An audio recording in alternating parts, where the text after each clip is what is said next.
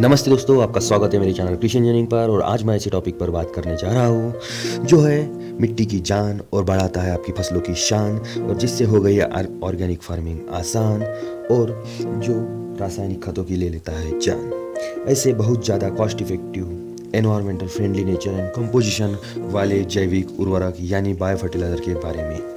तो मैं ये बायो फर्टिलाइज़र की नई श्रृंखला शुरू करने जा रहा हूँ जो आपके लिए ऑर्गेनिक फार्मिंग के लिए बहुत ज़्यादा यूज़फुल है, जो आपके फसल की गुणवत्ता और उसकी उपज बढ़ाने में बहुत ज़्यादा यूज़फुल है उसके बारे में।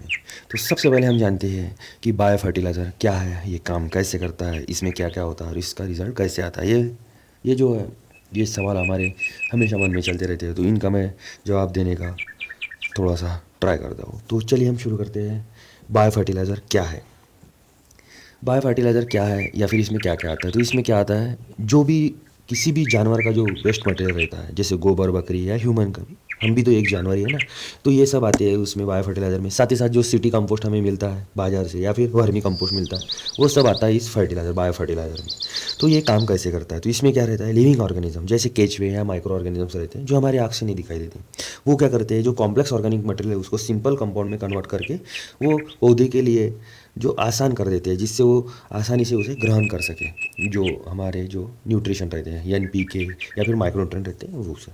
अगर आपको इसको सिंपल फॉर्म में जानना है, तो जैसे हम गेहूँ या वीट हम डायरेक्टली तो नहीं खा सकते, तो हमारे लिए हमें वो आसान फॉर्म में या फिर सिंपल कंपाउंड में कैसे कन्वर्ट करते हैं हम उसको, तो गेहूँ को पीस के लाते हैं, उसके बाद उसकी रोटी बनाते हैं, उसको पकाते हैं और उसके बाद हम खाना खाते हैं। मतलब जब हम रोटी बना के पकाते हैं, जो पकाई रोटी है वो सिंपल फॉर्म है ना, उसके बाद हम खाते हैं, उसके बाद हमें पचता है। उसी तरह से पेड़ पौधों को भी लगता है।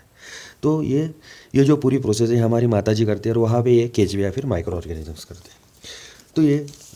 तो इसमें बायो फर्टिलाइज़र में माइक्रो ऑर्गेनिजम्स रहते हैं, या फिर केचुए तो आपको बताऊँ। फिर माइक्रो ऑर्गेनिजम्स कौन से रहते हैं, तो इसमें रहते हैं नाइट्रोजन फिक्सिंग माइक्रो ऑर्गेनिजम्स रहते हैं, फॉस्फोरस बैक्टीरिया या फंगस रहते हैं, या फिर पोटेश सोलबिलाइजिंग बैक्टीरिया रहते हैं, जिंक या सल्फर मोबिलाइजर रहते हैं। इस तरह से उनमें माइक्रो ऑर्गेनिजम्स रहते हैं, उनके बहुत से डिफरेंट से नाम है। तो इसमें जो नाइट्रोजन फिक्सिंग माइक्रो ऑर्गेनिजम्स है, तो उनके बारे में मैं बताता हूँ अभी।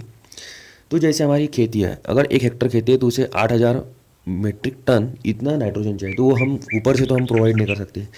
वो क्या करता है, इसीलिए हमें वो माइक्रो ऑर्गेनिजम्स की ज़रूरत लगती है। तो वैसे तो ये हमारे ज़मीन में रहते हैं, लेकिन हमने केमिकल फर्टिलाइज़र यूज़ कर करके क्या किया है, इनको ख़त्म कर दिया है। तो अभी हमको क्या करना है, इनकी जो है वो जो लोक संख्या वो बढ़ानी है। तो वो कैसे बढ़ाएं हम, तो इसके लिए हमें ऊपर से वो उनको लिक्विड मतलब बायो फर्टिलाइज़र वो डालना पड़ता है, वो माइक्रो ऑर्गेनिज्म ऐड करने पड़ते हैं, जिससे उनकी वो जो इसमें उनकी लोक संख्या में वो जो बढ़त हो। तो इसमें राइजोबियम है, तो राइजोबियम या ब्लू ग्रीन अलगी आता है, जो नाइट्रोजन फिक्सिंग बैक्टीरिया है। वो क्या है, वो ट्रेडिशनली बैक्टीरिया माइक्रो ऑर्गेनिजम्स है, वो ट्रेडिशनल यूज़ हो रहा है, बहुत दिनों से हो रहा है। वो दलहन वाली फसलें जैसे मूंग, उड़द या अरहर, इनमें हम यूज़ करते हैं। तो जब भी हम इनका इस्तेमाल करते हैं, यूज़ करते हैं, तो इससे क्या होता है, वो नाइट्रोजन जो हमारे एनवायरनमेंट में है 78%, उसको क्या कर लेते हैं, वो गैसेस फॉर्म में रहता है, उसको कन्वर्ट कर लेते हैं मिट्टी में, मतलब घुलनशील बना लेते हैं। और जब वो घुलनशील बनाते हैं, उसी समय बायो प्रोडक्ट निकलता है उससे, oxygen, cytokinin, gibberellins, hydrogen cyanide, phospho hormone, इस तरह के हार्मोन्स निकलते हैं जो हमारे पौधों के लिए बहुत ज़्यादा इसेंशियल है। मतलब एक ही इसमें हमें 2 तरह के मिल जाते हैं, 2 तरह के फ़ायदे। एक तो नाइट्रोजन भी मिल जाता है और साथ ही साथ हार्मोन्स भी मिल जाते हैं। और सेम जो है दूसरे वाले जो अज़ोलोस्पिरियम या अज़ाटोबैक्टर बोलते हैं, जो मिडल स्टेज माइक्रो ऑर्गेनिजम्स है जो बाद में खोजे गए, उनसे भी बायो प्रोडक्ट निकलते हैं। Indole acetic acid, vitamin B complex, nicotine, इस और जिबरेलिक एसिड, इस तरह से निकलते हैं। वो भी हमारे बाकी अन्य फसलों में, दलहन या फिर सभी इस फसलों में यूज़फुल होते हैं। उसी तरह से फॉस्फोबैक्टीरिया रहते हैं, वेस्कुलर, अर्बेस्कुलर, माइक्रोकॉर्डिया मिलते हैं, जो टाटा रैलीगोल्ड या फिर उत्कर्ष का जो आता है उसमें रहते हैं, और वो फंगी और बैक्टीरिया। इसी तरह से पोटैश और जिंक के भी रहते हैं। इस तरह से वो सभी तरह के वो बैक्टीरिया रहते हैं बायो फर्टिलाइज़र में। और इसमें 2 तरह के बायो फर्टिलाइज़र रहते हैं, एक तो लिक्विड वाला रहता है और एक कैरियर बेस वाला रहता है। लेकिन बहुत सी रिसर्च में पता चला है कि लिक्विड वाला जो बायो फर्टिलाइज़र है वो बहुत ज़्यादा सुपेरियर और फ़ायदेमंद होता है, इसलिए आप ज़्यादा तौर पर लिक्विड वाले बायो फर्टिलाइज़र को यूज़ करते हैं। इस तरह से वो बायो फर्टिलाइज़र है, और आपको ये इसके बहुत अच्छे रिजल्ट मिलेंगे। मैंने भी मेरे खेत में यूज़ करके देखा है, और आपको यह भी पता चल गया होगा। तो मेरे आने वाली वीडियो में मैं आपको इसके जो प्रोडक्ट आते हैं कंपनी के बहुत से, उनके बारे में बताऊंगा, कैसे यूज़ करें, कहाँ पर करें, कितना करें और कब करें।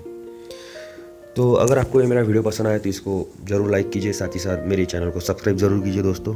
धन्यवाद दोस्तों।